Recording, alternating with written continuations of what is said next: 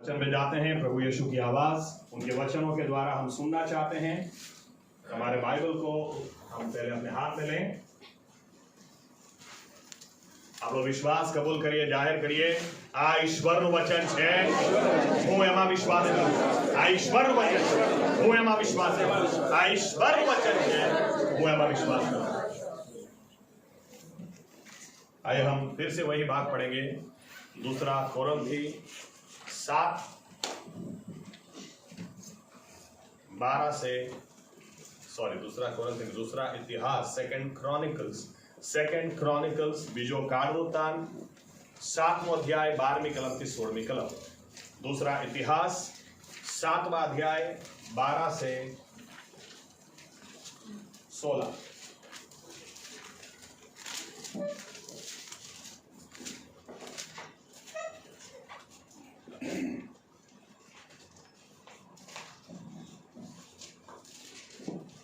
યહોવાએ સુલેમાનને રાત્રે દર્શન આપીને કહ્યું કે મેં તારી પ્રાર્થના સાંભળી છે ને મેં આ સ્થળને મારે પોતાને માટે યજ્ઞના મંદિરને સારું પસંદ કર્યું છે।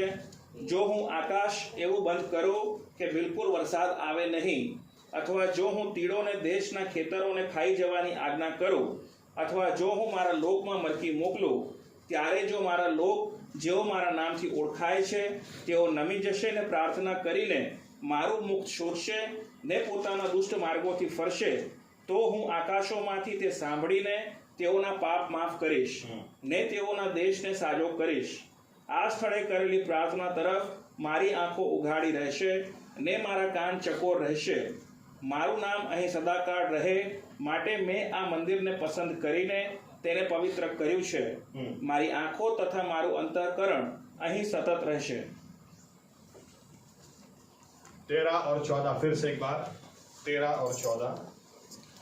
જો હું આકાશ એવું બંધ કરું કે બિલકુલ વરસાદ આવે નહીં, અથવા જો હું તીડોને દેશના ખેતરોને ખાઈ જવાની આજ્ઞા કરું, અથવા જો હું મારા લોકમાં મરકી મોકલું, ત્યારે જો મારા લોક જેઓ મારા નામથી ઓળખાય છે તેઓ નમી જશે ને પ્રાર્થના કરીને મારું મુખ શોધશે ને પોતાના દુષ્ટ માર્ગોથી ફરશે, તો હું આકાશમાંથી તે સાંભળીને તેઓના પાપ માફ કરીશ ને તેઓના દેશને સાજો કરીશ। आइए प्रार्थना करें। हमारे जीवित परमेश्वर प्रभु यीशु मसीह, हम दिल की गहराई से आपको धन्यवाद देते हैं आपके जीवित वचनों के लिए। हम आपसे विनती करते हैं और आपसे प्रार्थना करते हैं प्रभु यीशुआ कि आप पवित्र आत्मा को फिर से एक बार हम पर उंडेल दें और पवित्र आत्मा हमें वचन की सच्चाई में लेकर जाएं, ताकि प्रभु यीशु मसीह वचन की सच्चाई हमें छुटकारा दे दें। और जब हम छुटकारा पाएं तो हम जैसे हैं वैसे के वैसे न रहें। प्रभु यीशुआ, हम आपको मिलने आए हैं, आपको देखने आए हैं, आपकी स्तुति और आराधना करने और आपकी आवाज सुनने के लिए आए हैं। आप बोले प्रभु यीशु मसीह, हम आपकी आवाज सुनना चाहते हैं। आप बोले, आप हमसे बात करें, आप हमसे व्यवहार करें। प्रभु यीशुआ, हम आपसे विनती करते हैं, आप हमारी आंखों को खोले ताकि हम आपको निहार सकें, हमारे कानों को खोले ताकि आपकी आवाज हम सुन सकें। हम विनती करते हैं प्रभु यीशुआ मसीह, आपकी मर्जी आज हमारे जीवनों में हमारे बीच में पूरी करें और महिमा सिर्फ और सिर्फ आप ही पाएं। ये प्रार्थना प्रभु यीशुआ मसीहा के नाम से हम करते हैं, आमीन। धन्यवाद प्रभु यीशु। बैठ सकते हैं। आगे बढ़े उसके पहले 2 भाग और पढ़ लेते हैं। हिब्रू 13:7 और 8। The book of Hebrews, Hebrew 13:7 और 8।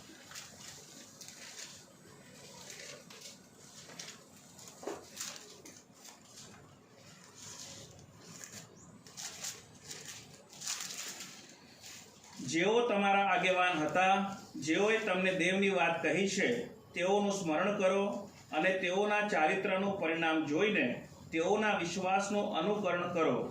ઈસુ ખ્રિસ્ત ગઈકાલે, આજે તથા સદાકાળ એવો ને એવો જ છે।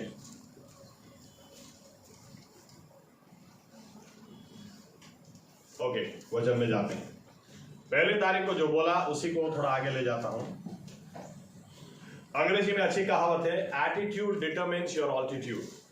सही दृष्टिकोण तय करता है आप कितना ऊपर जाओगे, आपका दृष्टिकोण तय करता है आप कितना नीचे जाओगे। आमीन। देखने का नजरिया, किसी भी चीज को देखने का आपका कैसा नजरिया है वो तय करेगा आप कितना ऊपर जाओगे या आप कितना नीचे जाओगे। आमीन।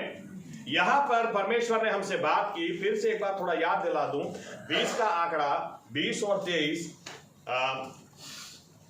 2023, 20 का आंकड़ा वो प्रार्थना से जुड़ा है, धीरज से जुड़ा है। सुलेमान ने 20 साल तक मंदिर बांधा और मंदिर को 20 साल बांधने में लगे और उसके बाद परमेश्वर की महिमा उतरने आई। आमीन। ऐसा नहीं है कि सुलेमान ने प्रार्थना की और परमेश्वर की महिमा उतर आई। उसको बनाने में, परमेश्वर की मर्जी के मुताबिक उसको बनाने में 20 साल लगे और 20 साल के बाद अंत में जब प्रार्थना की तब परमेश्वर की महिमा उतर आई। आमीन। इसलिए 20 का आंकड़ा वो प्रार्थना से जुड़ा है, वो धीरज से जुड़ा है और पकड़े रखने, डटे रहने से जुड़ा है। और 23, मैंने कहा, आपसे कहा था 23 का आंकड़ा वो मृत्यु से भी जुड़ा है, 23 का आंकड़ा जीवन से भी जुड़ा है। 23 का आंकड़ा, मुझे लगता है शायद एक बात में मैंने जकरिया 8 और 23 शायद नहीं निकाली थी उस दिन, शायद नहीं निकाली थी। हाँ, एनीवे 23 का मैंने आपको कहा था, 23 का मृत्यु का क्यों आंकड़ा है? क्योंकि आप रोमनों की पत्री पढ़े, बहुत स्ट्रिक्ट और बहुत स्ट्रॉन्ग वर्ड्स वहां पे इस्तेमाल किए हैं। कोई भी आदमी पाप को खेल के ऐसा नहीं सोच सकता है मैंने पाप के साथ खेला, परमेश्वर क्या उखाड़ लेगा। रोमनों की पत्री पहला अध्याय 28 से 32, 23 पाप वहां पर नोट डाउन किए गए हैं और कहा गया ये जो पाप जो व्यक्ति करता है या तो करते ही चले जाता है, परमेश्वर उसको छोड़ देता है, यानी उसके लिए कोई आशा ही नहीं है। परमेश्वर किसी को छोड़ दे, ये बहुत बड़ी बात हो जाती है। आमीन। इसलिए पाप के साथ कभी खिलवाड़ करना मत, कभी ऐसा सोचना मत, कौन देखता है, किसको पता, अरे क्या उखाड़ लेगा। अरे इतिहास गवाहियों से भरा पड़ा है। परमेश्वर जब डंडा उठाता है किसी को छोड़ता नहीं है। आमीन। लेकिन मैंने आपसे यह भी कहा 23 का आंकड़ा वो जीवन का भी आंकड़ा है, क्योंकि मत्ती 1 और 23 वो इमानुएल है, परमेश्वर हमारे साथ में है। 23 का आंकड़ा परमेश्वर खुद यिर्मयाह 23:23 में बोलता है, क्यों आप सोचते हो कि मैं आपसे दूर हूं, अरे मैं तो आपके करीब रहने वाला परमेश्वर हूं। निर्गमन 23:23 में परमेश्वर बोलता है मेरे दूत आपकी अगुवाई करेंगे। तो मैंने आपको इस तरह से एक्सप्लेन किया था कि 20 का आंकड़ा पकड़ के आप चलो। अगर आप ज्यादा प्रार्थना में समय बिताएंगे तो फिर ये 23 का आंकड़ा जो मृत्यु का है वो जीवन का बन जाएगा। परमेश्वर की उपस्थिति आपके और मेरे जीवन में उतर आएगी, उसके दूत हमारी प्रार्थनाओं के जवाब लेकर आएंगे और हम परमेश्वर के करीब और करीब चलते चले जाएंगे। आमीन। एक और शायद बात रह गई थी, प्रभु यीशु का राज 1000 साल होगा। बाइबल कहती है प्रभु यीशु जब आएंगे 1000 साल राज करेंगे। आमीन। और 1000 × 23 आप करो तो 23,000वीं आयत बाइबल की कौन सी है? चलो निकाल के पढ़ते हैं। वो वैसे 23 भी आता है उसमें। जकरिया 8 और 23 सबसे आखिरी आयत है, जकरिया 8 और 23। और 8 और 23 में देखिए क्या लिखा है।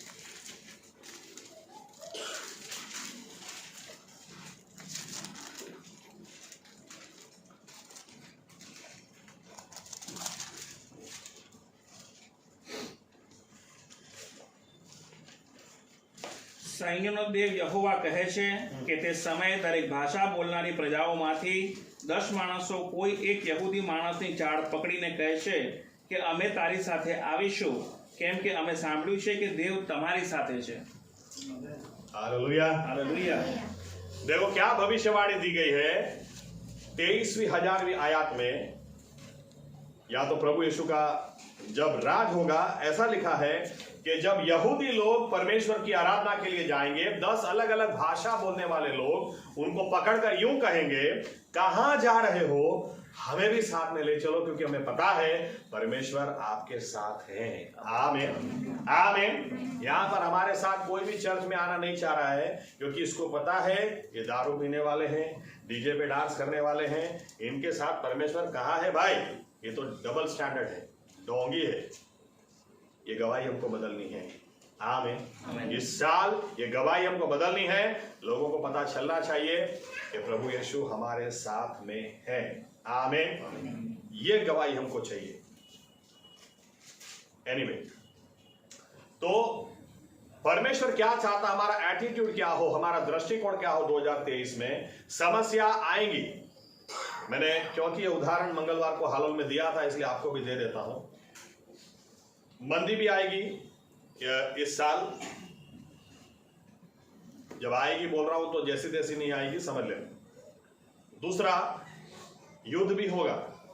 मेरा जो स्टडी है उस हिसाब से इस साल रशिया यूक्रेन को छोड़कर एक और युद्ध होना चाहिए, और अगर मैं गलती ना करूं तो उसमें से एक देश इजराइल होगा। शायद इजराइल ईरान के बीच में हो, मैं एग्जैक्टली वो नहीं कह सकता आपको, लेकिन युद्ध होगा।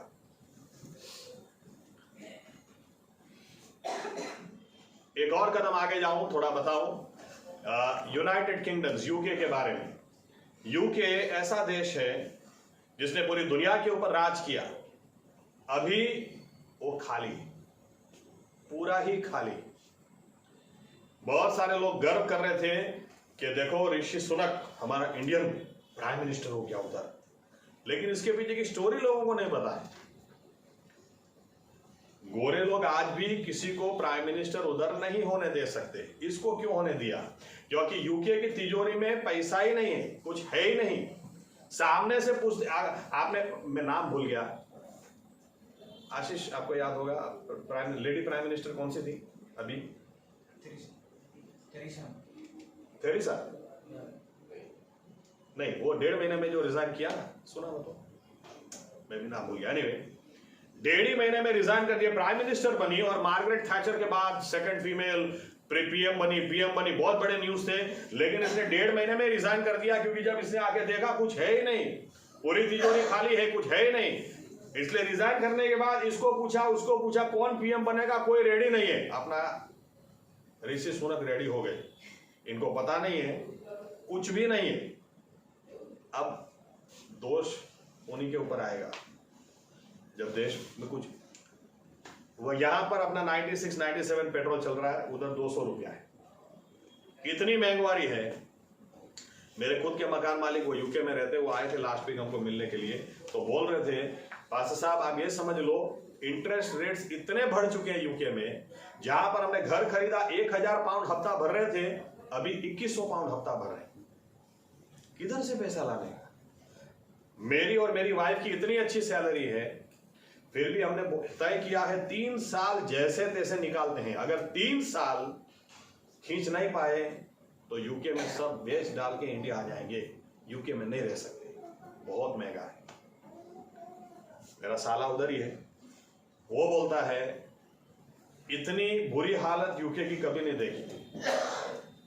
जहां पर सबके अलग अलग रूम्स हो, रूम में अलग अलग एसी और हीटर लगे हो।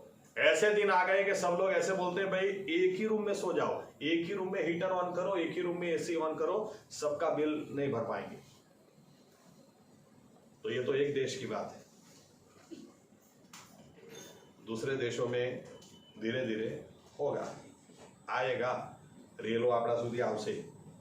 आमीन। कुछ ना कुछ हमारी ओर आने वाला है। आपको अभी ध्यान से सुनना, ये भी मुझे बोलना जरूरी है। सूरज चर्च के अंदर 1 तारीख को जो इधर संदेश दिया था, वही उधर दिया था। चर्च छूटने के बाद एक भाई मुझे आकर क्या पूछते हैं, पास्टर साहब 2023 के लिए आप, समझ में नहीं आया, प्रोत्साहन देना चाह रहे थे या डराना चाह रहे थे? अरे तो मैंने कहा जितना डराना चाह रहा था वहीं पर आपने लगता है फुल स्टॉप लगा दिया, आगे सुना ही नहीं कि आगे क्या बोला है। डराने के लिए कौन सा संदेश दूंगा? मेरे को परमेश्वर ने सेवक ही दिया, जा डरा। इसलिए ये सब जब बोल रहा हूं तो इधर ही खो मत जाना। यूके आगे कुछ बोल रहा हूं, सुनना। आमीन। हाँ, क्योंकि एक व्यक्ति ने मुझे यहां तक बोल दिया, पास्टर साहब अभी आपने ऐसा बोला है तो अभी घर में मैं सब फिजूल खर्चा बंद कराता हूँ, ये बंद कराता हूँ। नॉनवेज एक हफ्ते में अभी 4 बार हम लोग खा रहे थे, अभी एक ही बार खाएंगे। ये सब किधर बोला है मैंने? मेरे पास टाइम नहीं था, इसलिए मैंने हाँ किया। अभी मैं फोन करूंगा वापस सामने कि भाई ऐसा मत करो। क्या बोलता उसको समझो, उसी को सुनो, उसी पर सोचो। आमीन। याद रखना, अगर दुनिया के लिए यही समय सही में तकलीफ वाला समय होगा, हम क्यों इस बारे में बात करते हैं? क्योंकि यही समय हमारे लिए परमेश्वर की उपस्थिति का, गवाही का होना चाहिए। आमीन। इसलिए आपको ये संदेश बांट रहे हैं या कह रहे हैं, डराने के लिए नहीं तो सामने मटन पड़ा होगा, ऐसा नहीं करना भाई।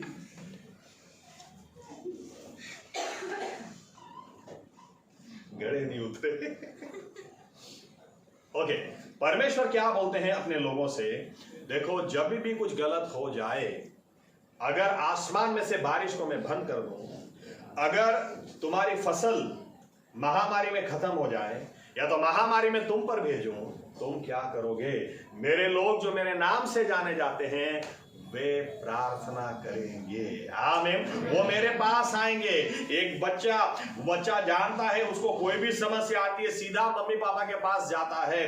उसी तरह से 2023 का साल हम क्यों परमेश्वर को बोलना पड़ता है? अगर मेरे लोग नम्र हो, क्योंकि परमेश्वर जानता है मेरे लोग नम्र है ही नहीं, ये दूसरों के पास जाएंगे, लेकिन बंद कमरे में नहीं जाएंगे, परमेश्वर के पास नहीं जाएंगे, ये प्रार्थना नहीं करेंगे, दूसरों को बोलेंगे, जयश्री बहन मैंने उतारी पाड़े, साक्षी जयश्री उतारी पाड़ो, जयश्री बहन मैंने उतारी पाड़े, जयश्री बहन बहुत खराब बोली गया, ये सब बात कर सकते हैं, लेकिन प्रभु जयश्री बहन ने बुरा व्यवहार किया, मैं उनको माफ करता हूं, मेरे दिल में दर्द बहुत है, मेरे को ठीक करो, उधर जाओ ना भाई। परमेश्वर क्या बोलना चाह रहा है? 2023 को आप हर मौका, हर बात बहाना निकाल लो कि मुझे प्रभु यीशु के पास जाना है। आमीन। वचन तो देखो परमेश्वर कितना अद्भुत देता है, सिर्फ तुम्हारे गुनाहों को मैं माफ नहीं करूंगा, लेकिन तुम्हारे देश को भी मैं चंगा करूंगा। हालेलुया। बहुत बड़ी आशीष और बहुत बड़ी गवाही बन सकती है। हम 2023 को प्रार्थना का साल बना दें। आमीन। फिर आज इसलिए कुछ भी हो जाए, कुछ भी हो जाए, किसी ने मुझे चुना लगाया, मेरा तो सही में परमेश्वर से विश्वास उड़ गया। अरे चुना तुमको उसने लगाया, तुम्हारा किधर से परमेश्वर से विश्वास उड़ गया? प्रभु यीशु के पास जाओ, उस बात को लेकर भी प्रभु यीशु के पास जाओ, प्रभु यीशु मुझे इंसानों पर भरोसा करना ही नहीं चाहिए था, आप मुझे क्षमा करो, मैंने कुछ ज्यादा ही भरोसा इंसानों पे कर दिया, मेरा भरोसा आप पर होना चाहिए, मुझे क्षमा करो प्रभु। बात बात में उसके पास जाओ। आमीन। 2023 का साल बार बार आप उसके पास जाएंगे, हम लोग बार बार उसके पास जाएंगे। दुख होता है, ऐसा पहली तारीख को बोला ही है, फिर भी मैं लेट हो गया आज आने में, फिर भी देखता हूं कुर्सी पे लोग आराम से बैठे। अरे प्रार्थना करो, ऐसा तो होगा नहीं कि आधा घंटा आपने इतनी प्रार्थना कर ली, इतनी प्रार्थना कर ली, उसके बाद आप ऐसे बैठे थे। प्रार्थना करो। आमीन। आज के वचन के ऊपर मैं आता हूं, ये तो रिपीट है। एक बहुत अच्छी चाबी आपको वचन से मैं देता हूं आज। चलिए एक आयत का सहारा ले लेते हैं। इक्लेसियास्टिस, सभा शिक्षक, सभोपदेशक हिंदी में, नीति वचन के बाद पहला अध्याय, उसकी 9वीं आयत।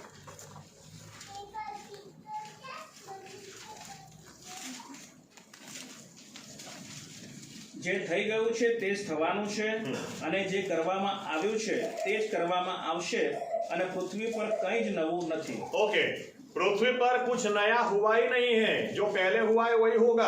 आमीन। आमीन। ओके, यहां पर जाए उसके पहले एक अच्छा नोट मैंने लिखा है, तो उसको पहले देख लेते हैं। आमोस देखें, आमोस 4 छठी आयत से आगे देखें। आमोस, बाइबल में है ये पुस्तक, कहीं ना कहीं बाइबल अच्छी तरह से पढ़ो। आमोस 4 अध्याय 6 आयत से आगे पढ़ो।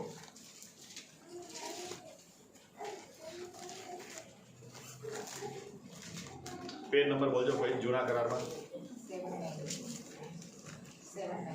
794 794।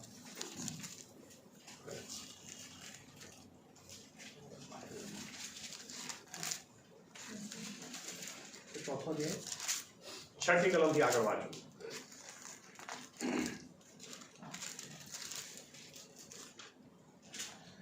મેં પણ તમને તમારા સર્વ નગરોમાં અન્ન ને દાંતને વેર કરાવ્યું છે, ને તમારા સર્વ સ્થાનોમાં રોટલીનો દુકાળ પાડ્યો છે, તો પણ તમે મારી પાસે પાછા આવ્યા નહીં, એમ યહોવા કહે છે. હજી પાક તૈયાર થવાને 3 માસ બાકી હતા ત્યારથી મેં તમારા દેશમાં વરસાદ વરસતો અટકાવ્યો છે. મેં એક નગર પર વરસાદ વરસાવ્યો ને બીજા નગર પર નહીં. દેશના એક ભાગ પર વરસાદ વરસ્યો ને જે ભાગ પર વરસ્યો નહીં ત્યાં સુકાઈ ગયો. માટે 2 કે 3 નગરોના રહેવાસીઓ ભટકતા ભટકતા એક નગરમાં પાણી પીવાને ગયા, પણ તેઓ તૃપ્ત થયા નહીં. તો પણ તમે મારી પાસે પાછા આવ્યા નહીં, एम यहोवा कहे छे. आगे 11 तक आप पढ़ लेना, घर जाके पढ़ो. परमेश्वर क्या बोलता है, मैंने तुम्हारे ऊपर समस्या आने दी, क्या अपेक्षा से कि तुम मेरे पास आओगे, लेकिन अफसोस तुम मेरे पास आए ही नहीं. परमेश्वर क्या बोलता है, एक शहर पे मैंने बारिश दी, दूसरे शहर पर नहीं दी. यहां पर सब कुछ सूख गया, इसीलिए ताकि आप मेरे पास आओ, लेकिन क्या करूं, तुम मेरे पास आए ही नहीं. आप आगे पढ़ो.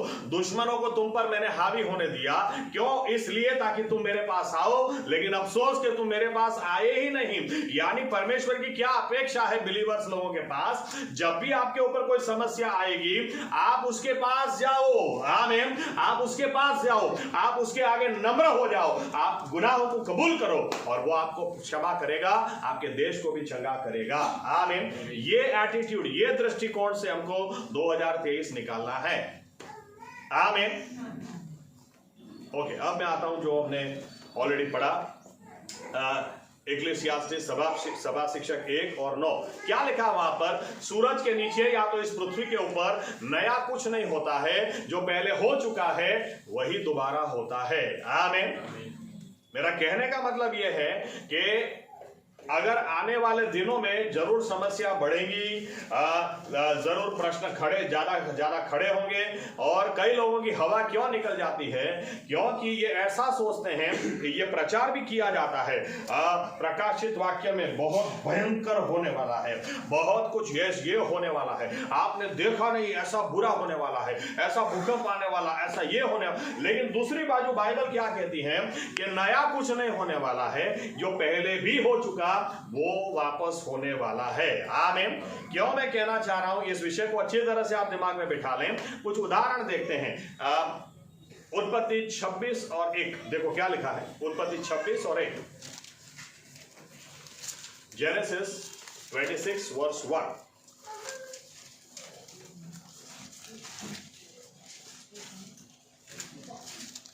અને ઇબ્રાહીમના વખતમાં પહેલો દુકાળ પડ્યો હતો, તે સિવાય તે દેશમાં બીજો દુકાળ પડ્યો. ત્યારે ઇસહાક ફલિસ્તીઓના રાજા अबीमेलेक ने पासे गेरार में गयो. ओके, इन शॉर्ट अब देखिए, जब हम अकाल की बात करते हैं तो ऐसा थोड़ी ना है कि हमसे पहली वाली जो पीढ़ी थी उन्होंने बराबर जलसाई किया है, उन्होंने बराबर मजे किए हैं. बाइबल क्या कहती है, नूह के बाद अगर इस दुनिया में सबसे पहला अकाल किसी ने फेस किया तो इब्राहिम ने किया, दूसरा अकाल किसी ने फेस किया तो इसहाक ने किया. आमीन. उनके जमाने में अकाल हुआ था, सबसे पहला इब्राहिम ने, दूसरा इसहाक ने. आमीन. किस विषय पर मैं बोलना चाह रहा हूं वो पहले क्लियर कर देता हूं. हिब्रू 7, चलो 13 और 7 इधर उंगली रखें. हिब्रू 13 और 7 निकालें आप फिर से एक बार. हिब्रू, इब्रानी,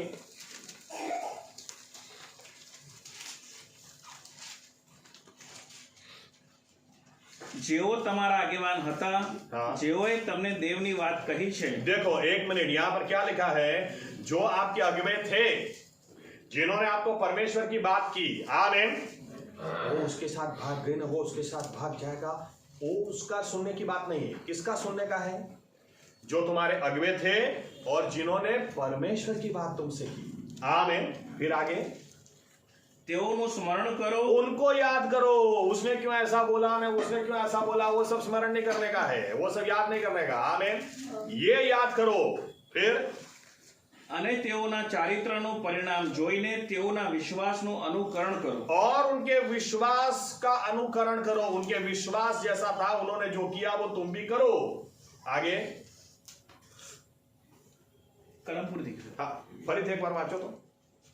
જેઓ તમારા આગેવાન હતા, જેઓએ તમને દેવની વાત કહી છે, તેઓનું સ્મરણ કરો અને તેઓના ચારિત્રનું પરિણામ જોઈને, परिणाम देख लो, क्या आया वो भी देख लो. તેઓના વિશ્વાસનું અનુકરણ કરો. इन शॉर्ट, जो आपके अगुवे हो चुके हैं उनके जीवनों को आप देखो, जिन्होंने मसीह के बारे में आपको बताया उनको देखो, और उनके विश्वास, उनका क्या विश्वास था वो तुम भी रखो, क्योंकि जो उनको प्रतिफल मिला वही तुमको और मुझे मिलेगा. क्यों? क्योंकि यीशु मसीह कल, आज और युगानुयुग वैसा का वैसा ही है. आमीन. मसीह बदला नहीं है. इसीलिए अब इसहाक से शुरुआत अगर करें, इसहाक के बारे में ऐसा लिखा है, उस समय अकाल हो गया. अकाल हो गया तो एक जगह छोड़कर दूसरी जगह गया. लेकिन क्या लिखा है, आप अच्छी तरह से पढ़ो. दूसरी आयत 26 और 2, उत्पत्ति 26 और 2. અને યહોવાએ તેને દર્શન દઈને કહ્યું. ओके, बस चलेगा. यहोवा ने उसको दर्शन दिया. वो पलिस्तियों के देश में गया, लेकिन वहां पर वो अकेला नहीं था, परमेश्वर भी उसके साथ गया. आमीन. आमीन. मेरा कहने का मतलब यह है, 2023 में हम परमेश्वर की मौजूदगी के बिना जीना नहीं चाहते. सेवक कितने ही क्यों ना बदल जाएं, लेकिन अगर परमेश्वर की उपस्थिति थी तो उनका बेड़ा पार हुआ. यहां पर अकाल हो गया, लेकिन ये अकाल की वजह से एक देश छोड़कर दूसरे देश में गया. आप आगे का घर जाके पढ़ लेना. ऐसा लिखा है कि परमेश्वर ने उसको दर्शन दिया, यानी दूसरे देश में भी परमेश्वर की हाजिरी उसके साथ थी. और क्योंकि परमेश्वर की हाजिरी उसके साथ थी, क्या हुआ, 12वीं आयत में पढ़े, 26 और 12. અને ઈસાકે તે દેશમાં વાવણી કરી, તે જ વર્ષે 100 ગણું પામ્યો. ओके, देखो, एक तो अकाल है. अकाल में किसको फल मिलता है? अकाल में किसको कटाई, बुआई और कटाई होती है? अकाल के अंदर इस आदमी ने बुआ, और क्या लिखा है, 100 गुना फल पाया. आप आगे पढ़ेंगे तो पलिस्ती को राजा आकर इसहाक को विनती करता है, बोलता है, तुम मेरे देश को छोड़ के चले जाओ, क्योंकि मेरे ही देश में रहकर तुम मुझसे भी शक्तिशाली हो गए हो. ऐसा कैसे? तो मेरा कहने का मतलब, अगर अभी अकाल होता है तो बाइबल क्या बताती है, जो पहले हो चुका है वही वापस होगा, कुछ नया नहीं होगा. अकाल पहले भी था तो अकाल अभी भी है. आमीन. लेकिन हमको क्या करना है, अगर इसहाक अगर एक जगह से दूसरी जगह गया, अकाल की वजह से जगह बदली, फिर भी अगर परमेश्वर उसके साथ था और अकाल के अंदर उसने बोया तो उसको 100 गुना मिला, तो हमें भी मिलेगा. बाइबल कहती है हमें भी मिलेगा अगर हम वो करें जो उसने किया. आमीन. यानी हम जहां भी जाएं 2023 में, हमको प्रश्नों की ओर नजर नहीं लगानी है. हमको इस बात की प्रार्थना करनी है, प्रभु यीशु मसीहा आप मेरे साथ में हो लें. आमीन. मुझे आपकी उपस्थिति चाहिए. चलो एक आयत का और सहारा ले लेता हूं. प्रेरितों के काम एक्ट्स 3 और 19. प्रेरितों के काम 3 और 19. क्यों परमेश्वर कहता है, अगर नम्र रहोगे,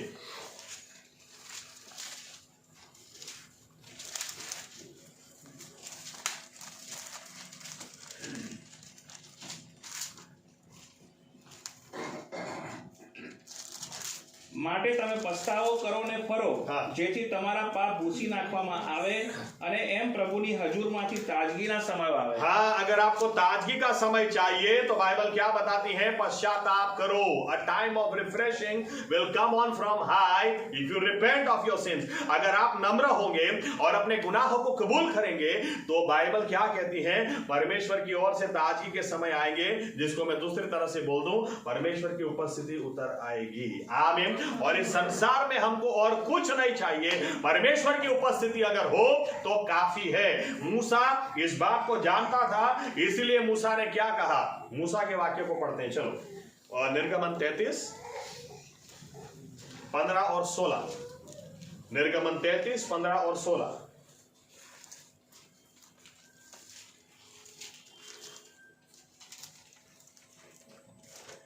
एक्सोडस सेकंड बुक की है, सेकंड उत्पत्ति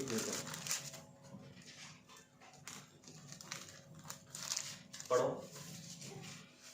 અને તેણે તેને કહ્યું કે જો તારી સમક્ષતા સાથે ન આવે હા. તો અમને અહીંથી લઈ ન જા. હા. કેમ કે હવે કેમ જણાય કે હું તથા તારા લોક તારી દ્રષ્ટિમાં કૃપા પામ્યા છીએ. શું એથી નહીં કે તું અમારી સાથે આવે છે, એથી હું તથા તારા લોક પૃથ્વી ઉપરના સર્વ લોકથી જુદા છીએ? मूसा इस बात को जानता था। मूसा ने परमेश्वर से यूं नहीं कहा कि हमें इतना खाना दे दे, हमें इतना ये पैकेज दे दे, हमें ये दे दे, वो दे दे। वो क्या बोलता है कि तू हमारे साथ हो जा। अगर तेरी उपस्थिति हमारे साथ में नहीं होगी तो हम कैसे आगे जाएं? क्योंकि तेरी उपस्थिति की वजह से ही हम छूटे हैं। तेरी उपस्थिति हमारे साथ होने की वजह से ही लाल समुद्र के 2 हिस्से हुए हैं। तेरी उपस्थिति हमारे साथ होने की वजह से ही यहां तक हम आए हैं। आगे कैसे जा सकते हैं? वो समय बुरे से बुरा समय था, लेकिन फिर भी परमेश्वर की उपस्थिति होने के कारण ना पानी कम पड़ा, ना कपड़े फटे, ना जूते फटे, ना भूख और प्यास से एक आदमी मरा। जितना खाना चाहिए था उतना खाना और पीना परमेश्वर ने दिया। मूसा इसीलिए बोलता है दूसरे लोग और हमारे बीच में क्या भेद है? दूसरे लोग और हमारे बीच में तेरी उपस्थिति। अगर तू साथ में नहीं आएगा तो दूसरे लोग कैसे मानेंगे कि हम एक अलग प्रजा हैं, हम अलग लोग हैं। बिलीवर्स, विश्वासी लोग, ये हमारी एक ही पहचान, हमारे कपड़े हमारी पहचान नहीं होने चाहिए, हमारे पास कितना पैसा है, कितना बड़ा घर, कितनी अच्छी गाड़ी है, ये हमारी पहचान नहीं होनी चाहिए। क्योंकि ये सब बातें आप जितने भी करोगे उससे भी ज्यादा दुनिया के लोगों के पास है ही। आमीन। हमारी पहचान होनी चाहिए, परमेश्वर की उपस्थिति हमारे साथ में होनी चाहिए। आमीन। 2023 कितने ही समस्या क्यों ना लेकर आए, लेकिन जैसे मैंने एक उदाहरण दिया, आपको दूसरे भी देता हूं। इसहाक, उस समय इतना भयंकर अकाल था, और इब्राहिम के समय में भी, क्योंकि अकाल अभी तक किसी ने देखा ही नहीं। बातें भी ये लोग अंदर अंदर क्या करते हैं तो इतना पानी, नूह के भाड़ की, यानी इतना पानी के पूरी पृथ्वी पानी में डूब गई, ये इनको पता है। लेकिन पानी ही ना होना ये पहली बार अनुभव किया था। इसके बावजूद परमेश्वर ने उन दिनों उनको संभाला है। आमीन। इसलिए बाइबल क्या कहती है? नया कुछ नहीं होगा, जो पहले हुआ वही दोबारा होगा। आपको क्या करना है? उन्होंने क्या किया वही तुम करो, तो जिस परमेश्वर ने उनको संभाला वही तुमको भी संभालेगा। आमीन। आमीन। कभी डरना मत। आप बाइबल इसलिए अच्छी तरह से पढ़ो, आपके जीवन की एक समस्या ऐसी नहीं होगी जो इसके अंदर नोट डाउन नहीं होगी, पहले हो चुका है। और इसहाक ने ऐसे समय, बहुत मंदी है, कुछ हो ही नहीं रहा, ऐसे समय में इसहाक को परमेश्वर ने बलवान बनाया, राजा जितना बलवान बनाया। ऐसे समय में जहां दूसरे लोगों के बीच जल के मर गए, इसहाक ने जब बोया, क्योंकि परमेश्वर उसके साथ था, वहां पर 100 गुना फल पाया है। आमीन।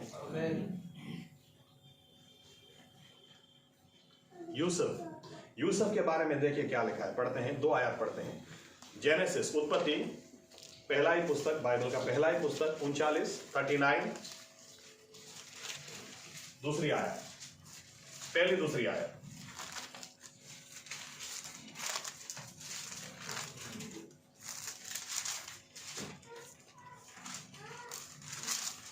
અને તેઓએ યુસુફને મિસ્રમાં આણ્યો, અને ત્યાં જે ઇશ્માએલીઓ તેને લઈને ઉતરી ગયા, તેઓની પાસેથી પોટીફાર નામનો એક મિસ્રી, જે ફારૂનનો એક અમલદાર તથા રક્ષકોનો સરદાર હતો, તેણે તેને વેચાતો લીધો, અને યહોવા યુસુફની સાથે હતો, ને તે ભાગ્યવાન હતો, અને તે તેના શેઠના એટલે તે મિસ્રીના ઘરમાં રહ્યો।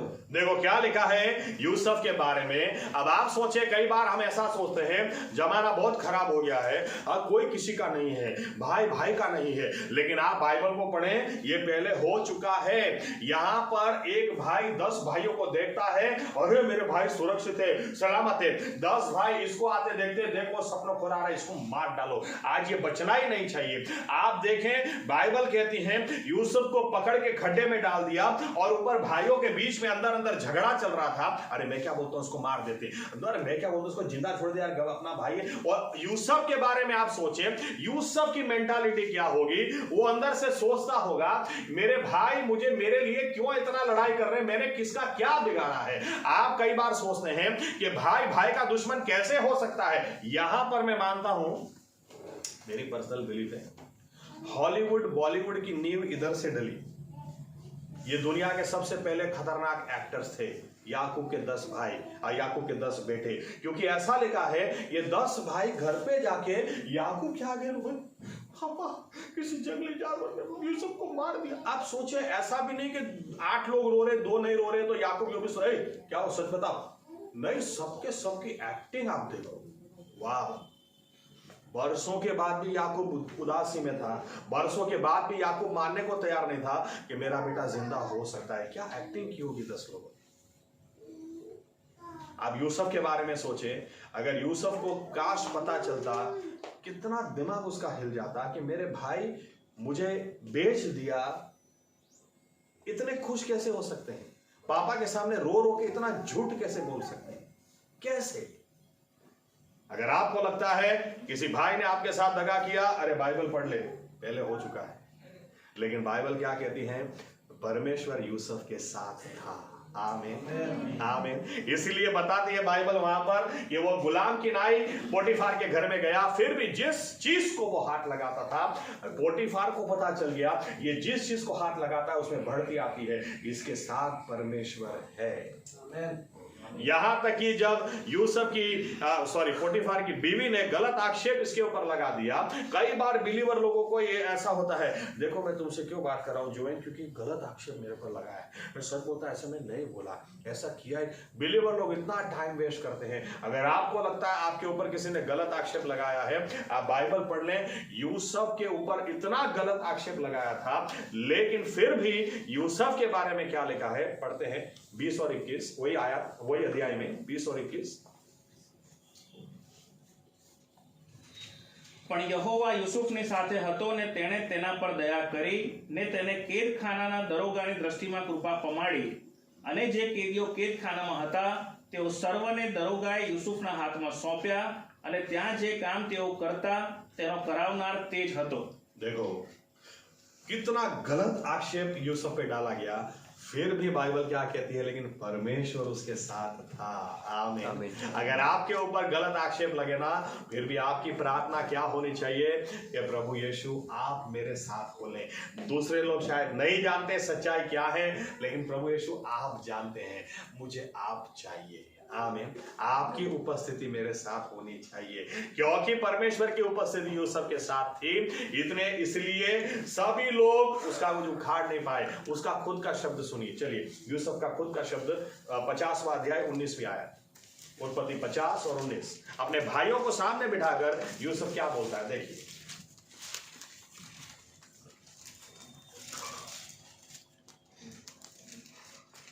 અને યુસુફે તેઓને કહ્યું, બીહો માં, કેમ કે શું હું દેવના ઠેકાણે છું?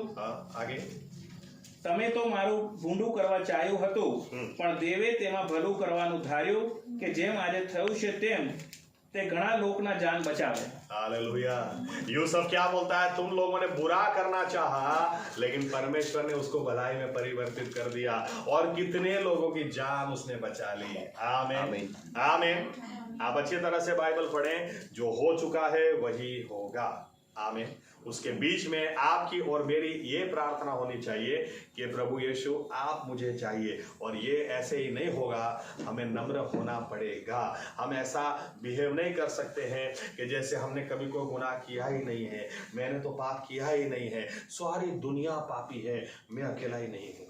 ऐसा विश्वासी व्यक्ति नहीं बोलता है, ऐसा घमंडी अभिमानी व्यक्ति बोलता है। विश्वासी व्यक्ति क्या बोलता है पता है? पौलुस का शब्द देखिए, पौलुस का 1 तिमोथी 1 और 15 क्या बोलता है पौलुस? आज तक इतना बड़ा सुसमाचार देने वाला कोई नहीं हुआ। वो पौलुस क्या बोलता है? 1 तिमोथी 1 और 15।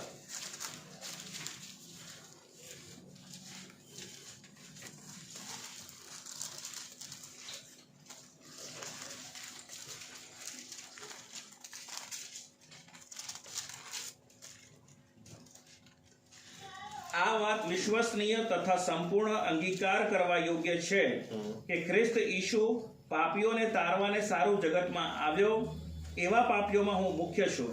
हालेलुया। हालेलुया। कितनी नम्रता देखिए। इस हम पौलुस को क्या बोलते हैं? इस दुनिया का सबसे महान सुवार्तिक इवेंजलिस्ट। पौलुस खुद क्या बोलता है? यीशु मसीह गुनहगारों को बचाने के लिए आया, नंबर 1 में, सबसे बड़ा गुनहगारी में। 2023 में नम्रता को सबसे आगे रखें। परमेश्वर क्यों बोलते हैं, मेरे लोग जो मेरे नाम से जाने जाते हैं वो अगर नम्र हो जाए, क्योंकि विश्वासी लोग नम्र है ही नहीं, होते ही नहीं, इसलिए परमेश्वर को बोलना पड़ता है कि नम्र हो जाए। तो बाइबल कहती है ताजगी का समय आएगा। ताजी का समय तभी आएगा जब परमेश्वर की उपस्थिति आएगी। आमीन आमीन। मूसा कितने चमत्कार इन्होंने देखे। वो समय क्या अच्छा था। मेरा कहने का मतलब क्या है, आप अच्छी तरह से बाइबल पढ़ लें, अच्छी तरह से इतिहास पढ़ लें। इंसान ने पाप किया तब से आज तक अच्छे दिन है ही नहीं, कोई अच्छे दिन है ही नहीं। बाइबल तो यहां तक कहती है दाड़ा भूंडा छे, दिन खराब है, डेज आर इविल। आप समय का सदुपयोग करो। अब बाइबल में बताए किधर लिखा है बहुत अच्छा दिन, बहुत अच्छा दिन, बहुत अच्छा दिन। बाइबल कहती है दिन तो ऐसे ही बुरे हैं। इब्राहिम के दिन कौन से अच्छे थे, उसको खुद का रहने का ठिकाना नहीं था। बाइबल कहती है बंजारों की तरह वे जिए। क्या एड्रेस था, अगर आपको इब्राहिम को कोई लेटर लिखना है तो कौन से एड्रेस पर लिखोगे? कभी इधर है, कभी उधर है, कभी इधर है, कभी इधर है। किस तरह से वो लोग जी रहे थे। कोई भी दिन अच्छे नहीं थे। लेकिन बाइबल क्या कहती है, उन्होंने जिस परमेश्वर पर भरोसा किया तुम भी करो। आमीन। उनकी खासियत यह थी, वो जहां भी थे, जिस हाल में थे, जिस समय में थे, उन्होंने परमेश्वर पर भरोसा किया। दानियल, शाद्राक, मेशाक, अबेदनगो, शाद्राक, मेशाक, अबेदनगो, ये राजकुमार होने के बावजूद गुलामी में थे। और वो भी ऐसे राजा के गुलामी में वे गए थे जो अपनी सेवकाई करने के लिए दूसरे देशों के राजाओं को या राजकुमारों को अपनी सेवकाई में रखता था। उसके गुलाम थे। ये परमेश्वर की पसंद की हुई जाति यहूदी लोग, और फिर भी नबूखदनेस्सर इसके गुलाम, ये लोग गुलाम गिरी के लिए इनको पसंद किया गया, इनको चुना गया। लेकिन इसके बावजूद अगर हम लोग कई बार ऐसा सोचते हैं, क्यों हमको इसकी सेवकाई करना, क्यों हमको इसका सुनना, क्यों इसके हाथ के नीचे हमको रहना। आप पढ़ लो, पहले हो चुका है। लेकिन ऐसे हालात में भी इनको पता था हमें आराधना किसकी करनी है। इनको पता था हमारे घुटने हमको किसके आगे टिकाने हैं। बाइबल कहती है नबूखदनेस्सर राजा उनको बुलाकर बोलता है, क्या तुम्हें नहीं पता तुम्हें किसके आगे घुटने टिकाने चाहिए? ये लोग बोलते हैं राजा तुम सुन लो, अगर हमें मार भी दोगे तो चलेगा, आग के अंदर डाल दोगे तो भी चलेगा, हम मर जाएंगे लेकिन हमारे घुटने और किसी के आगे नहीं टिकेंगे, क्योंकि आराधना सिर्फ हम अपने परमेश्वर की करेंगे। और बाइबल कहती है जब इनको अंदर डाला गया, परमेश्वर ने खुद इनको अंदर जाके संभाला और बाहर निकाला। कौन सा ऐसा सेवक है जिसको समस्या नहीं थी, या तो जिसके दिन बहुत अच्छे थे? एलिया, खाना नहीं था, लेकिन बाइबल कहती कौवे को भेजकर परमेश्वर ने खाना खिलाया है। आमीन आमीन। कितने दिनों तक कौवे को भेजकर खिलाया है। यहां तक कि एलिया उस विधवा के घर के अंदर जब गया तो बाइबल कहती है 3.5 साल तक जब अकाल हुआ तो उस औरत के घर न तेल कम पड़ा है न आटा कम पड़ा है। ये हमारा परमेश्वर है। आमीन। आप अच्छी तरह से पढ़ो, कौन सा समय अच्छा था।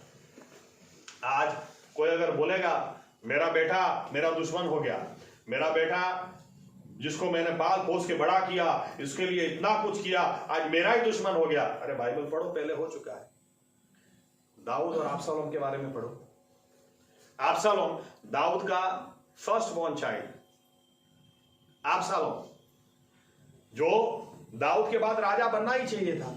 लेकिन बाइबल क्या कहती है, दाऊद जब उसको देखता था, दाऊद को उसके बाद वाला राजा दिखता था। लेकिन अबशालोम के बारे में लिखा है वो जब दाऊद को देखता था तो वो दिल में एक ही बात, मेरे बाप को कैसे भी करके मेरे को हटाना है और उसके राज को ले लेना है। यहां तक कि जब अबशालोम ने दूसरे खुद के भाई को मार दिया तो भी दाऊद ने कहा मेरे बेटे को कोई हाथ नहीं लगाएगा। बार बार लिखा है दाऊद का दिल उसके बेटे के लिए रोता। थोड़े समय के बाद उस बेटे को वापस लेकर आया ये सोचकर कि अभी तो बेटा सुधरेगा, लेकिन बेटा अभी भी सुधरने को तैयार नहीं है। बाइबल कहती है उसने बाहर एक अपना अलग ही ऑर्डर खड़ा कर दिया। वो लोगों से, जब लोग दाऊद के पास न्याय मांगने आया करते थे, वो बोलता था अरे दाऊद के पास किधर टाइम है, आप चिंता मत करो, मैं हूं ना, आप बताओ, मुझे बताओ, मैं आपको समस्या का हल दूंगा। धीरे धीरे लोगों के दिल में क्या बात डाली कि दाऊद को तो किसी की पड़ी नहीं है, मैं हूं ना। महाराष्ट्र पॉलिटिक्स को अगर आपने थोड़ा बहुत देखा हो, उद्धव ठाकरे सीएम थे, आज शिंदे किधर से आ गए? आप स्टडी करोगे तो पता चलेगा उद्धव ठाकरे के पास कोई जाता ही नहीं था। शिंदे सबको, आप मुझे बताओ क्या समस्या है, मैं हल देता हूं। शिंदे यहां तक कितने लोगों के घर पे चले जाते थे, मैं हूं ना, आप बताओ। तो जब चूज करने की बात आएगी तो किसको चूज करेंगे लोग, शिंदे को या उद्धव ठाकरे को? शिंदे को। इसलिए आज शिंदे सीएम है। कैसे हो गया, थोड़ा स्टडी करेंगे तो पता चलेगा। दाऊद को भागना पड़ा, अपने बेटे से भागना पड़ा, इतना बड़ा बलवा खड़ा किया अबशालोम ने। दाऊद जो गोलियत से नहीं डरा है, किसी से नहीं डरा है, दाऊद को अपने इसीलिए भागना पड़ा क्योंकि वो अपने बेटे के सामने लड़ाई नहीं करना चाह रहा। अगर किसी घर में किसी को होता है मेरा ही बेटा मेरा दुश्मन हो गया, अरे पढ़ो, पहले हो चुका है।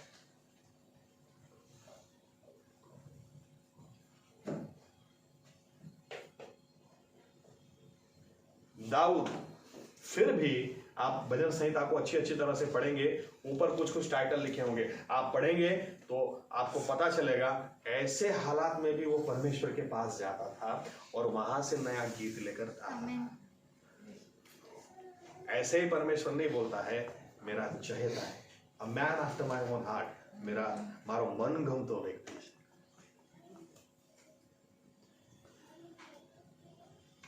कई लोग बोलते हैं किसी के ऊपर विश्वास ही नहीं है। मुझे आज ही एक व्यक्ति ने प्रश्न किया, पास्टर साहब अरेंज मैरिज करे कि लव मैरिज करे? क्योंकि हमारे फैमिली में एक जन ने अरेंज मैरिज किया, अभी 1 साल नहीं हुआ, डिवोर्स की बात चल रही है। दूसरे व्यक्ति ने लव मैरिज किया, उसका भी 1 साल नहीं हुआ, डिवोर्स की बात चल रही है। पास्टर साहब करना तो क्या करना? लोग क्या बोलते हैं, बहु दगाखोर जमानो થઈ ગયેલો છે, खरेखर कोईने पर भरोसा ना कराए। अरे बाइबल पढ़ो, पहले हो चुका है। आमीन, पहले हो चुका है। दाऊद के बारे में आप सोचो, दाऊद पूछता है गोलियत को मारेंगे तो इनाम क्या मिलेगा? कुछ लोगों ने बताया कि साउल की लड़की मिलेगी। साउल की लड़की, क्योंकि वो अगले अध्याय के अंदर, पहला शमूएल 16वें अध्याय के अंदर वो साउल के घर जाता था। साउल के घर जाता था तो कभी देखी होगी तो गुजराती में આપણે કે અંકુર ફૂટ્યા હશે એટલે તેમાં ઘંટડીઓ વાગી હશે અને હવે મોકો મળ્યો, उसको कुछ होने लगा होगा। एनीवे, साउल की बेटी मिलेगी, आधा राजपाट भी मिलेगा, आधा राजपाट मिलेगा, साउल की बेटी मिलेगी ना। ऐसा गोलियत को जाके मारा है, अरे तू क्या मुझे मारेगा, मैं तुझे मारूंगा। मारने के बाद पता चला साउल ने वो लड़की को उठा के किसी और से शादी करा दी। आपको लगता है लव अफेयर में सिर्फ आप ही को ब्रेकअप हुआ? अरे बाइबल पढ़ो, पहले हो चुका है। अच्छी तरह से पढ़ो, कुछ नया नहीं है, जो हो चुका है वही हो रहा है। लेकिन ऐसे हालात में भी दाऊद के बारे में लिखा है, वो वीणा बजाकर परमेश्वर की फिर भी आराधना करता था। दिन में फिर भी 7 बार उसके पास हो जाता था, बार बार उसके पास हो जाता था। बाइबल कहती है क्या किया उन लोगों ने, वो सीखो, ऐसा तुम भी करो तो जो उनको बदला मिला तुमको भी मिलेगा। कोई आश्चर्य की बात नहीं, परमेश्वर दाऊद को बोलता है, दाऊद तेरी वजह से तेरे दिए को तेरे चिरागों में जिंदा रखूंगा। आप आगे पढ़ें, राजा उसका दाऊद का बेटा ठीक भी नहीं होगा ना, तो भी परमेश्वर उसको क्या बोलता था, इतना याद रखना तुम नालायक है, लेकिन सिर्फ दाऊद की वजह से मैं तुझे जिंदा छोड़ दूं। कितना बड़ा स्थान दाऊद का परमेश्वर की दृष्टि में। आप बाइबल पढ़े, ज्यादा पढ़े, अच्छी तरह से पढ़े, आपको समझ में आएगा हमारे साथ जो भी हो रहा कुछ भी नया नहीं, पहले हो चुका है। आमीन। कितने भी उदाहरण दूं कम है, इसलिए ज्यादा नहीं बोलता, यहीं पे खत्म कर देता हूं इस टॉपिक को। कुछ आगे बोलना है दूसरा कुछ, लेकिन ये कह दूं कुछ नया है ही नहीं। तो आप बाइबल ज्यादा पढ़ें, आपको करना क्या है, मुझे करना क्या है, 2023 में अगर आप हफ्ते में 4 बार चिकन खाते तो उसको 1 बार का नहीं कर देना है। आप ये कर दो ना, वो कर दो ना, उसके बजाय बाइबल क्या कहती है, तो मैंने क्या कहा, आप प्रभु यीशु के पास बार बार जाओ, उसके साथ आपका रिश्ता गहरा करो, उसके सामने आप नम्र हो जाओ, तो जहां पर दूसरों लोगों के पास खाना नहीं होगा, हमारे पास भरपूरी में होगा। जहां पर दूसरे लोगों के पास कपड़े नहीं होंगे, हमारे पास दूसरों को बांटने के लिए होंगे। जहां पर दूसरों के पास समस्याएं होंगी, हमारे पास वही समस्याओं का हल होगा, क्योंकि परमेश्वर हमारे साथ में होगा। तब लोग कहेंगे कि आप कहां जाते, हमें ले जाओ। हम जानते हैं परमेश्वर आपके साथ में। आमीन आमीन। ये 2023 में हम देखना चाहते हैं। इसलिए समस्याओं को देख के डरना नहीं है, बाइबल अच्छी तरह से पढ़ो। अरे आपको पता है, जो पहले हो चुका होता ना, उससे फिर आदमी डरता नहीं। पहली बार कुछ हो गया ऐसा सोच के डरता है। आप बाइबल अच्छी तरह से पढ़ो। अरे मेरी समझ में तो हो चुका है पहले, वो नया नहीं लगेगा।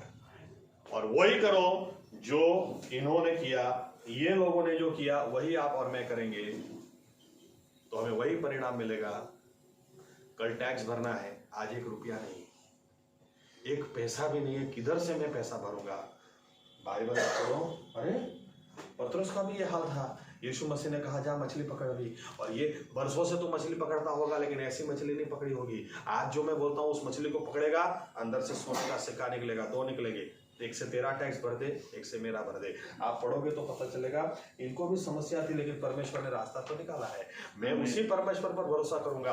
पतरस प्रभु यीशु के पास गया, मैं भी प्रभु यीशु के पास जाऊंगा। वो कुछ तो दिशा देगा, कुछ तो रास्ता देगा, कुछ तो सूचना देगा, जहां से मेरा प्रश्न का जवाब मिल जाएगा, हल मिल जाएगा। आमीन आमीन। अब बाइबल पढ़े, अच्छी तरह से पढ़े। सब कुछ वही हो रहा जो पहले हो चुका है। अगर पहले नहीं हुआ होता ना, तो बाइबल पढ़ने का हमारा कोई मतलब ही नहीं होता, क्योंकि हम कुछ और ही पढ़ रहे होते। आमीन। लेकिन बाइबल क्या कहती, हो चुका है, वही हो रहा है। तो 2023 हमारे लिए कुछ भी क्यों न लेकर आए, उसके बीच में हम नम्र बने रहें, ताकि परमेश्वर की उपस्थिति हम पर बनी रहे। और परमेश्वर की उपस्थिति बनी रहेगी तो और किसी चीज की हमें जरूरत नहीं, क्योंकि बाइबल कहती है कि जो उन्होंने किया वही हम करेंगे, तो उनको जो फल मिला वही हमें मिलेगा, क्योंकि यीशु मसीह कल, आज और युगानुयुग वैसा का वैसा है। आमीन आमीन आमीन आमीन। ये हर हाल में प्रभु यीशु को विश्वासु रहे, हम भी विश्वासु रहेंगे। इनको जो फल मिला वही हमें मिलेगा। ये नम्र रहे, हम भी नम्र रहे। इन्होंने प्रार्थना की, हम भी प्रार्थना करें। जो इन्होंने किया वही हम करें। आमीन। एक आखिरी उदाहरण कहकर मैं खत्म कर, सूरत में दिया था, आपको भी दे देता हूं। इसको देकर मैं खत्म करूंगा। पहले दिया हुआ है, काफी पुराना है, लेकिन मुझे याद आया वापस। कुछ नए लोग हैं, उनके लिए दोबारा।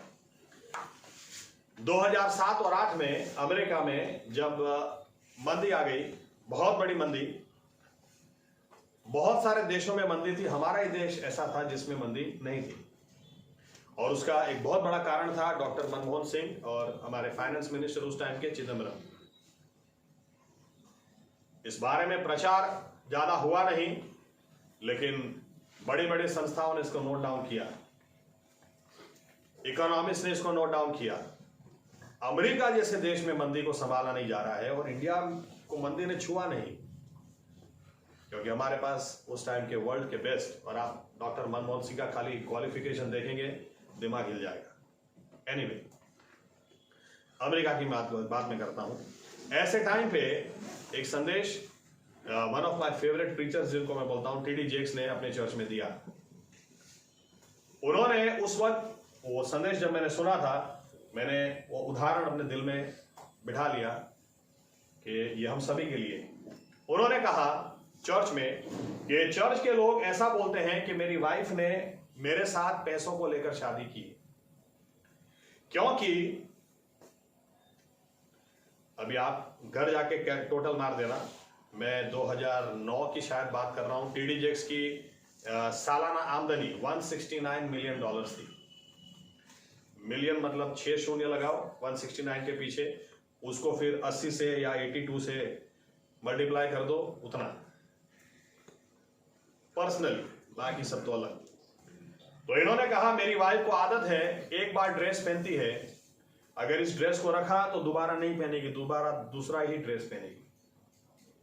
मेरी वाइफ की आदत है, उसको लेटेस्ट मोबाइल चाहिए, अगर उसे पता चला कि कल मार्केट में एक और नया इससे लेटेस्ट मोबाइल आ रहा है तो ये रख देगी, मुझे अभी वो चाहिए। इसकी कुछ ऐसी आदतों की वजह से लोगों को ऐसा लगता है ये पैसे के पीछे मेरे पैसे के पीछे पागल है और पैसों की वजह से इसने मेरे साथ शादी की है। फिर टीडी जैक्स आगे ऐसा बोलते हैं, हकीकत में जब हमारी शादी हुई मेरे पास इसको 2 टाइम खिलाने का पैसा नहीं था। कितनी बार जब मैं टेबल पर खाना खाता था तो मैं ये सोच में पड़ जाता था खाते खाते कि ये आखिरी है, शाम का तो खाना ही नहीं है, शाम को क्या खाएंगे। ये समझ जाती थी, ये उठकर मेरे पीछे आती थी और मेरे गले में ऐसे हाथ डालकर बोलती थी, अभी तो शांति से खा लो, प्रभु यीशु ने अभी का तो खाना दिया है, शाम का भी देगा, अभी तो खा लो। तब मैं रो पड़ता था और मैं मन में बोलता था कि प्रभु ये चाहे तो इसी वक्त ये औरत मुझे छोड़ के जा सकती है, लेकिन ये जाती नहीं, ऊपर से मुझे उत्तेजन देती। प्रभु यीशु जिस दिन मेरे पास पैसा होगा, आज मेरे पास कुछ भी नहीं, जिस दिन मेरे पास पैसा होगा ये औरत सिर्फ उंगली करेगी, मैं देखूंगा नहीं कितने डॉलर का। कई बार बोलते हैं जब मैं खाने के टेबल पे बैठता था खाना आता ही नहीं था, फिर मैं सोचता था क्या हो गया, कितना बना रही। जब मैं उठ के किचन में जाता था तो वो घुटनों के बल होती थी, आधा किचन पानी से भरा, उसके आंसुओं से भरा, और वो रोते रोते प्रार्थना करती होती थी, प्रभु मेरा हस्बैंड उधर टेबल पे बैठा होगा लेकिन खाना ही नहीं है, मैं उसको क्या दूं, उसको क्या बोलूं कि खाना है ही नहीं। तब टीडी जैक्स बोले कि मैं वहां से उसको रोते हुए देखता था और बोलता था, प्रभु आज सही में मेरे पास कुछ भी नहीं, लेकिन जिस दिन होगा उस दिन ये सिर्फ उंगली करेगी, चीज इसकी हो जाएगी। फिर बोलते हैं आज मेरे पास सही में बहुत पैसा है, सही में है, प्रभु यीशु ने दिया, इसीलिए आज वो सिर्फ उंगली करती है, मैं नहीं देखता कितने डॉलर का बिल बनेगा, तुझे वो चाहिए ले ले, ये चाहिए ले लो, ये चाहिए ले ले। क्योंकि जब सही में मुझे छोड़ के वो जा सकती थी तब वो नहीं गई, जब सही में मुझसे डिवोर्स ले सकती थी उसने नहीं लिया। उसके बाद वो क्या बोलते हैं, बोलते हैं इसी तरह से अगर आज आपकी नौकरी चली गई हो फिर भी प्रभु यीशु को मत छोड़ना, अगर आज आपकी आमदनी खत्म हो गई हो फिर भी प्रभु यीशु को नहीं छोड़ना, फिर भी उसको धन्यवाद देना नहीं छोड़ना, फिर भी उसके पास जाना नहीं छोड़ना, फिर भी उसकी आराधना करना नहीं छोड़ना, आप बार बार फिर भी उसके पास जाना, आपके पास खाना नहीं हो फिर भी उसके पास जाना और बार बार उसके पास जाना, तो वो भी कहेगा कि बेटा इस समय तो तू मुझसे दूर जा सकता है, मेरी बेटी इस समय तो तू मुझे छोड़ सकती है, ऐसे समय में भी अगर तू मुझे नहीं छोड़ता तो एक दिन आएगा तो सिर्फ उंगली करेगा, बेटा बेटी मैंने देखूंगा कितने डॉलर का है, वो चीज तेरी हो जाएगी। पहले नम्र तो हो जाओ, परमेश्वर ने वचन दिया है गुनाह भी माफ करूंगा, तुम्हारे देश को भी मैं चंगाई दूंगा। आमीन आमीन। ये साल हमारे नम्र होने का साल हो जाए। आमीन। अभिमान से जिए हो, घमंड से जिए हो, रख दो सब साइड में, हम धूल और मिट्टी है, एक दिन धूल मिट्टी में वापस जाना है। आमीन। लेकिन प्रभु यीशु ने एक नया साल हमको दिया है, उसके आगे नम्र होकर प्रभु यीशु बार बार उसके पास जाए, नम्र होकर जाए और बाइबल अच्छी तरह से पढ़े तो बाइबल हमको एक बात कह जाएगी, कुछ भी नया नहीं, जो पहले हो चुका वही हो रहा है। आमीन। लेकिन ये भी बात बाइबल हमको कह जाएगी, तुम्हारे अगुओं से सुनो, अगुओं से सीखो, जो विश्वास उन्होंने किया वही तुम भी रखो, जो प्रतिफल उनको मिला वही तुमको भी मिलेगा, क्योंकि यीशु मसीह कल आज और युगानुयुग वैसा का वैसा ही। आमीन। आइए अपनी जगह खड़े हो जाए।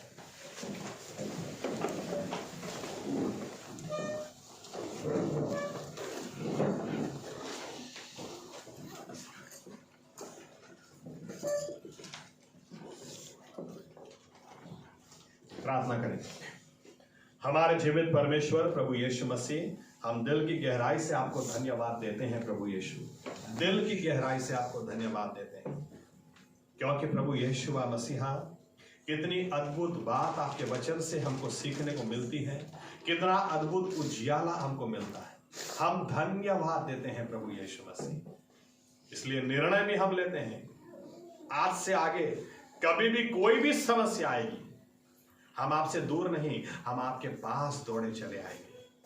हम कभी आपसे नाराज नहीं होंगे, लेकिन बार बार आपके पास आएंगे। कोई दगा करेगा तो आपके पास आएंगे, कहीं से निराशा मिलेगी तो आपके पास आएंगे, अरे कुछ गलत नहीं होगा तो भी हम आपके पास आएंगे, बार बार आपके पास आएंगे। आपके आगे हम नम्र होते चले जाएंगे, हमारे गुनाहों को कबूल करते चले जाएंगे, आप पापी स्वभाव को छोड़ते चले जाएंगे, दुष्ट मार्गों से फिरते चले जाएंगे, ताकि आप हमारे गुनाहों को माफ करो। उतना ही नहीं, हमारे देश को भी आप चंगाई दो।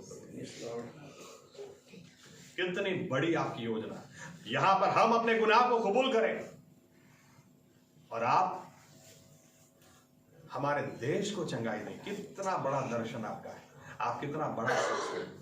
प्रभु यीशु मसीहा, हम धन्यवाद देते हैं, हम प्रार्थना करते हैं प्रभु यीशु, हमें इस साल अनुग्रह दें कि बाइबल हम बहुत अच्छी तरह से पढ़ें। हमें कभी ऐसा महसूस ना हो कि कभी किसी के साथ हुआ ही नहीं, ऐसा मेरे साथ हो गया नहीं, पहले हो चुका है, वही हुआ है रिपीट, लेकिन उन्होंने जो किया अब वही मैं भी करूंगा।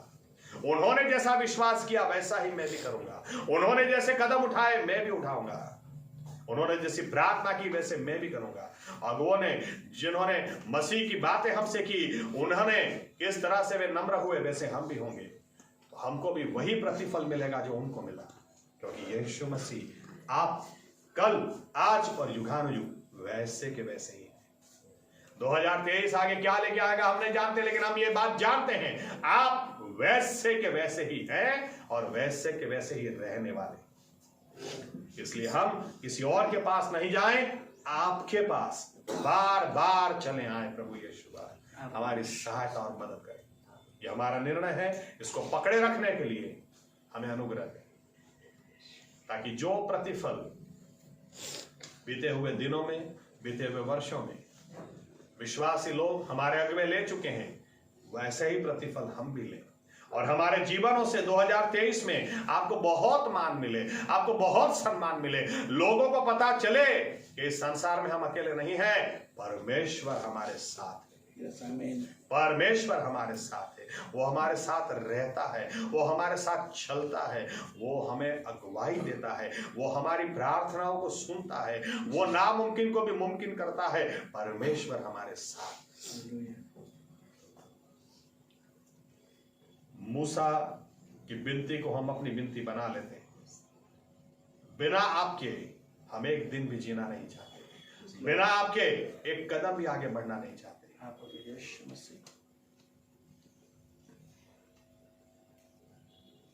ये प्रार्थना प्रभु यीशु मसीहा के नाम से हम करते हैं। आमीन। धन्यवाद प्रभु यीशु, धन्यवाद धन्यवाद। आज